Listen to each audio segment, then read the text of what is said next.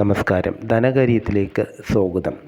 ഓഹരി വിപണിയിൽ ദീർഘകാല നിക്ഷേപത്തിനായി അനുയോജ്യമായ ഓഹരികൾ തിരഞ്ഞെടുക്കുമ്പോൾ നിക്ഷേപകർ പ്രധാനമായും ശ്രദ്ധിക്കേണ്ടത് കമ്പനിയുടെ സാമ്പത്തിക ഭദ്രതയാണ്. സാമ്പത്തിക ബാധ്യതകളോ വലിയ കടങ്ങളോ ഇല്ലാതെ പ്രവർത്തിക്കുന്ന കമ്പനികൾ വിപണിയിലെ പ്രതിസന്ധി ഘട്ടങ്ങളിലും മികച്ച പ്രകടനം കാഴ്ചവെക്കാറുണ്ട്. അത്തരത്തിൽ സ്റ്റീൽ ഇൻഫ്രാസ്ട്രക്ചർ മേഖലയിൽ ഉയർന്ന വളർച്ചാ സാധ്യതയുള്ള ഒരു ഡെപ്റ്റ് ഫ്രീ കമ്പനിയാണ് ഇന്ന് നമ്മൾ പരിചയപ്പെടാൻ പോകുന്നത്.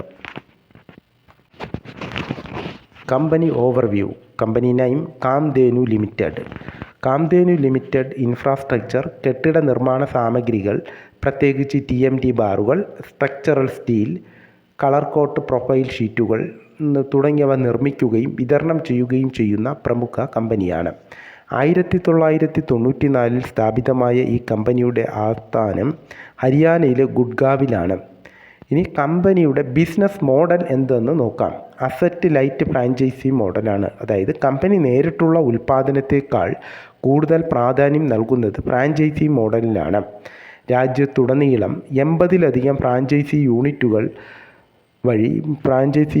വഴി കാമധേനു എന്ന ബ്രാൻഡ് നാമത്തിൽ TMT ബാറുകളും മറ്റു ഉൽപ്പന്നങ്ങളും നിർമ്മിച്ച് വിതരണം ചെയ്യുന്നു. ഫ്രാഞ്ചൈസികളിൽ നിന്ന് ടൺ 1 റോയൽറ്റി സ്വീകരിക്കുന്നത് വഴി ഉയർന്ന ലാഭക്ഷമത കൈവരിക്കാൻ കമ്പനിക്ക് സാധിക്കുന്നുണ്ട്. ഇനി ഇതിൻ്റെ ഡിസ്ട്രിബ്യൂഷൻ നെറ്റ്വർക്ക് എങ്ങനെയെന്ന് നോക്കാം. വിപുലമായ വിതരണ ശൃംഖലയാണ് കമ്പനിക്കുള്ളത്. ഇന്ത്യയിലുടനീളം 12,500 കൂടുതൽ ഡീലർമാരും 250 ഡിസ്ട്രിബ്യൂട്ടർമാരും അടങ്ങുന്ന ശക്തമായ ഒരു നെറ്റ്വർക്ക് തന്നെ നിലവിലുണ്ട്. ഇനി കമ്പനിയുടെ ഫണ്ടമെൻ്റൽ അനാലിസിസ് എന്തെന്ന് നോക്കാം. മാർക്കറ്റ് ക്യാപിറ്റൽ ഏകദേശം 1000 കോടിയാണ്. Price to earning ratio PE ratio ഏകദേശം 12.9 മുതൽ 13 വരെയാണ്. വ്യാവസായിക ശരാശരിയുമായി തട്ടിച്ചു നോക്കുമ്പോൾ PE റേഷ്യോ 22.5 ആണ്. ഇൻഡസ്ട്രിയൽ ആവറേജ്, അതായത് വ്യാവസായിക ശരാശരി, അതുമായി തട്ടിച്ചു നോക്കുമ്പോൾ ഓഹരി ആകർഷകമായ വാല്യുവേഷനിലാണെന്ന് മനസ്സിലാക്കാം. ഇനി കടബാധ്യത നോക്കുകയാണെങ്കിൽ ഡെപ്റ്റ് ടു ഇക്വിറ്റി റേഷ്യോ നോക്കുകയാണെങ്കിൽ 0.02 ആണ്. കമ്പനി പ്രായോഗികമായി നോക്കിയാൽ കടരഹിതമാണ്, ഡെപ്റ്റ് ഫ്രീ ആണ്. ഇത് സാമ്പത്തിക ഭദ്രതയെ സൂചിപ്പിക്കുന്നു. ഇനി റിട്ടേൺസ് ഓൺ ഇക്വിറ്റി ROE 19% മുതൽ 22% പരിധിയിലാണ് നിലനിൽക്കുന്നത്. ഓഹരി ഉടമകളുടെ പണത്തിന്മേൽ മികച്ച ലാഭം ഉണ്ടാക്കാൻ കമ്പനിക്ക് സാധിക്കുന്നുണ്ട് എന്നാണ് ഇത് കാണിക്കുന്നത്. Returns on capital employed ROCE 28% അടുത്താണ്. ഇത് മൂലധന ഉപയോഗത്തിൻ്റെ കാര്യക്ഷമതയാണ് വ്യക്തമാക്കുന്നത്.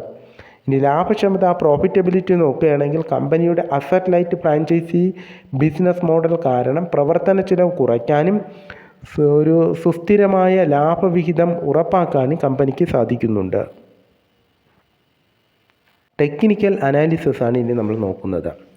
കാംധേനു ലിമിറ്റഡിൻ്റെ ചാർട്ട് പാറ്റേണുകളും സാങ്കേതിക സൂചകങ്ങളും പ്രകാരം ഓഹരി നിലവിൽ ഉയർന്ന തരംഗത്തിലാണ്, അതായത് അപ് ട്രെൻഡിലാണ് അല്ലെങ്കിൽ ബുള്ളിഷ് മൊമെൻറ്റത്തിലാണ് തുടരുന്നത്. പ്രധാനപ്പെട്ട ടെക്നിക്കൽ സൂചികകൾ എന്താണെന്ന് നോക്കാം. സപ്പോർട്ട് ആൻഡ് റെസിസ്റ്റൻസ് ലെവൽ, അതായത് റെസിസ്റ്റൻസ് ലെവൽ 37-38 ലെവലിലാണ് ഇപ്പോൾ ഉള്ളത്. ഓഹരി നിലവിൽ അതിൻ്റെ പ്രധാന പ്രതിരോധ മേഖലയിലാണ്, അതായത് പ്രധാന റെസിസ്റ്റൻസ് മേഖലയ്ക്ക് അടുത്താണ് വ്യാപാരം ചെയ്യുന്നത്. ഓഹരി വില 38 മുകളിലോട്ട് ബ്രേക്കൗട്ട് നൽകുകയാണെങ്കിൽ ഹ്രസ്വകാലത്തേക്ക് ഒരു പുതിയ മുന്നേറ്റം തന്നെ പ്രതീക്ഷിക്കാം. ഇനി സപ്പോർട്ട് ലെവൽ 30-32 നിലവിലുള്ള സപ്പോർട്ട് ലെവൽ. വിപണിയിൽ ഒരു തിരുത്തലുണ്ടായാൽ ഓഹരിക്ക് ലഭിക്കാൻ സാധ്യതയുള്ള ശക്തമായ ഒരു സപ്പോർട്ട് ലെവലാണ് ഇത്. ടെക്നിക്കൽ ഇൻഡിക്കേറ്റേഴ്സ് എന്തൊക്കെയാണെന്ന് നോക്കാവുന്നതാണ്. മൂവിങ് ആവറേജ് നോക്കാം. ഓഹരി നിലവിൽ 50 ദിവസത്തെ EMA എസ്റ്റിമേറ്റഡ് മൂവിങ് ആവറേജിനും 200 ദിവസത്തെ EMAയ്ക്കും എന്നിവയ്ക്ക് മുകളിലാണ് വ്യാപാരം ചെയ്യുന്നത്. ദീർഘകാല അടിസ്ഥാനത്തിൽ ബുള്ളിഷ് ട്രെൻഡ് ആണിത് സൂചിപ്പിക്കുന്നത്. റിലേറ്റീവ് സ്ട്രെങ്ത് ഇൻഡെക്സ് RSI നോക്കാവുന്നതാണ്. RSI ശരാശരി 55-65 പരിധിയിലാണ് നിൽക്കുന്നത്. ഇത് ഓഹരിയിൽ കൂടുതൽ വാങ്ങലുകൾ നടക്കാനുള്ള കരുത്തിനെയാണ് സൂചിപ്പിക്കുന്നത്. വോളിയം ട്രെൻഡ് നോക്കുകയാണെങ്കിൽ കഴിഞ്ഞ ഏതാനും ദിവസങ്ങളായി ഓഹരിയുടെ ട്രേഡിംഗ് വോളിയം വർദ്ധിക്കുന്നത് കാണാവുന്നതാണ്. കൺക്ലൂഷൻ നോക്കാം. ശക്തമായ പോസിറ്റീവായ കാര്യങ്ങൾ: വളരെ കുറഞ്ഞ കടബാധ്യത, മികച്ച ROE അനുപാതങ്ങൾ, ബിസിനസ് വ്യാപനത്തിനുള്ള ഫ്രാഞ്ചൈസി മോഡൽ, പിന്നെ ന്യായമായ വാല്യുവേഷൻ എന്നിവ ഒരു പോസിറ്റീവ് ഘടകങ്ങളാണ്. ശ്രദ്ധിക്കേണ്ട